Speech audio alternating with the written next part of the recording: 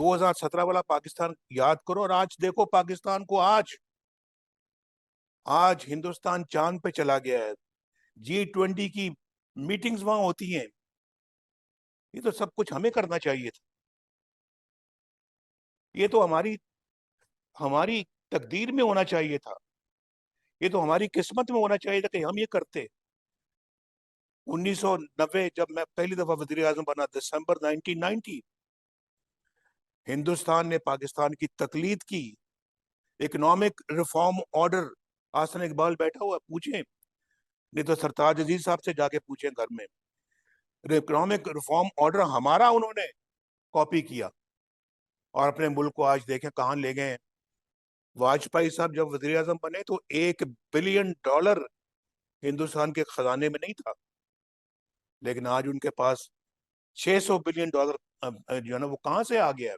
और हम $1 बिलियन आज भी मुल्क मुल्क जाके मांग रहे हैं।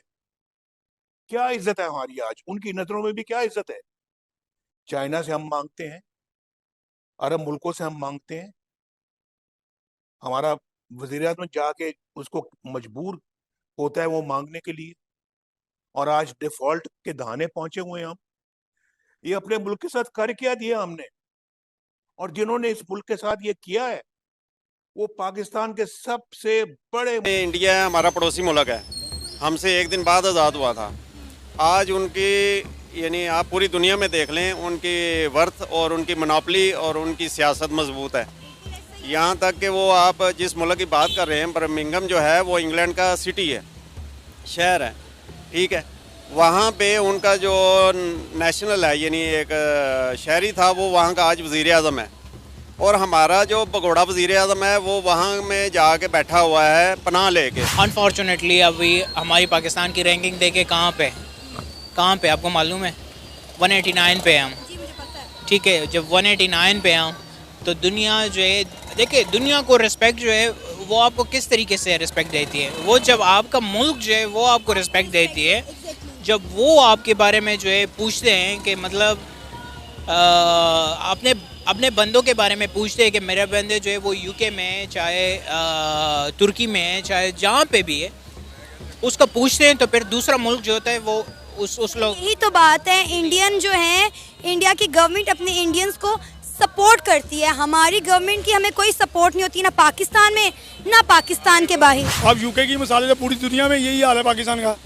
मैं बताऊं कि मुझे उन्होंने 2-2 घंटे बाहर रखा है, अब बैठ गए इधर, मेरे सामने अगली फ्लाइट आ गई है, चले गए हैं वो, मैं बैठा हूँ, मैं पाकिस्तानी हूँ सर, मुझे यही सज़ा मिलेगी।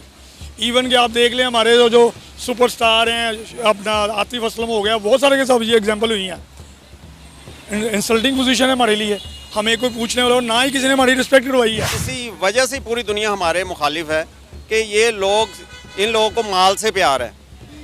और यहाँ तक कि मुशर्रफ के दौर में आपने सुना भी होगा, किसी अमरीकी ने कहा था कि इनको अपने पैसे के लिए अगर अपनी माँ भी बेचनी पड़े तो ये लोग अपनी माँ भी बेच देंगे।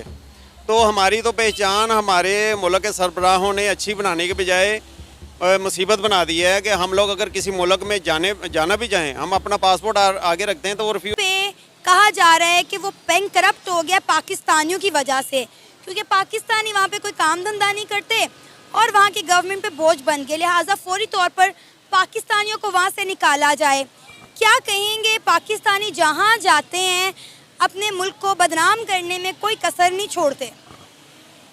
देखिए, पाकिस्तानियों के बदनाम करने का मामला जो है अवाम तक तो महदूद नहीं है, इसका ज़िम्मा जो है हमारे हुक्मरानों पे भी जाता है।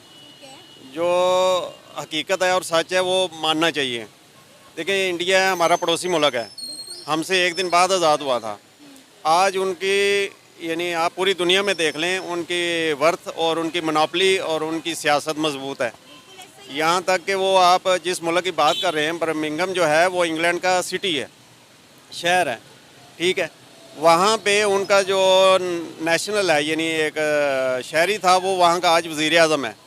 और हमारा जो भगोड़ा वज़ीर आज़म है वो वहाँ में जाके बैठा हुआ है पनाह लेके कि अब कब पाकिस्तान में मेरे लिए आसानियाँ पैदा हों और मुझे यहाँ से यानी दोबारा वज़ीर आज़म बनाया जाए और लूट के दोबारा वापस जाएं। तो ज़ाहिर है, जहाँ जिस मुल्क में आपका वज़ीर आज़म डाकू चोर या जो भी आप कहें लूट के वहाँ पे जाके बैठेगा तो और दूसरे मुल्क का जो शहरी है उस मुल्क का वज़ीर आज़म वहाँ पे बना हुआ है, तो आप पाकिस्तानियों की इज़्ज़त कहाँ से होगी? सर इसीलिए तो इंडियंस जो है वो फख्र के साथ अपना सीना चौड़ा करके पूरी दुनिया पर राज कर रहे हैं। तो काबिलियत हमेशा जो होती है वो अपने इंसान के एफर्ट पे होती है, वो लोग एफर्ट करते हैं। हम सिवाय बड़कों के और सिवाय बातों के और कुछ भी नहीं है इस कौम के पास। हमारी ईजाद के आप गौर कर लें, कभी भी जब से पाकिस्तान बना है आखिर 75-76 साल होते हैं, थोड़े नहीं होते किसी भी कौम की कोई ईजाद हो। हमारे मुल्क में अगर किसी साइंसदान ने अगर एटम बम ईजाद किया था, हमने उसको भी सड़कों पे जलील करके रुसवा करके बेजार करके भेजा कि भाई इस मुल्क में कोई कायदाना सलाहियत वाला बंदा पैदा ना हो। ठीक है, कदर नहीं है सर जी, कदर नहीं है यहाँ पे किसी भी यानी एफर्ट करने वाले बंदे की। और हाँ, जहाँ पे रही हमारे दिफा की, किसी हद तक हम कह सकते हैं कि हमारी फौज जो है वो इस मुल्क को अभी तक यानी लेके चल रही है। लेकिन सर ये क्या दफा की बात आपने की है? अभी हमारे निगरान वजीर आज़म ने कल स्टेटमेंट दी है कि जो हमारी सरहदें अफ़गानिस्तान और हिंदुस्तान के साथ लगती हैं वहाँ पे सूरत हाल जो है वो काफ़ी ख़राब हो गया है, काफ़ी अलार्मिंग सिचुएशन है। इंटरनली हमारे हालात वैसे नहीं संभल रहे थे, आप सरहदों के हालात भी देख लें क्या हो गए हैं। देखें, ये जो हर हमारे इदारे में पोर्शन बन गए हुए हैं। जिस तरह पब्लिक में है कि गरीब है और उसके ऊपर मिडिल क्लास है, उसके ऊपर अमीर क्लास है। हर इदारे में, पुलिस हो, फौज हो, ये या कोई भी इदारा है, अदालत हो, वहाँ पे भी यही स्टेटस बना हुआ है। फौज में भी जो नीचे क्लास है वो दफा पे अपनी जानें कुर्बान कर रही है। कुछ दिनों बाद एक दो कर्नल का, किसी मेजर का बता देते हैं कि जी मेजर और कर्नल दुनिया से कूच कर गया है। लेकिन जो रोज़ शहीद होते हैं हमारे फौजी, जो हमारे मिडिल क्लास या गरीब तबके से हैं, उनकी कुर्बानी जो है वो ही रोज़ होती है। ठीक है, ब्रिगेडियर लेवल का, कोई जनरल लेवल का बंदा जाए बॉर्डर पे दिफा करे और शहीद हो, हमें भी पता हो हमारे मुल्क की फ़ौज जो है वो कुर्बानी देने के लिए तैयार है और हम लोग बेफिक्र हैं। लेकिन इसी वजह से पूरी दुनिया हमारे मुखालिफ है कि ये लोग, इन लोगों को माल से प्यार है। और यहाँ तक कि मुशर्रफ के दौर में आपने सुना भी होगा, किसी अमरीकी ने कहा था कि इनको अपने पैसे के लिए अगर अपनी माँ भी बेचनी पड़े तो ये लोग अपनी माँ भी बेच देंगे।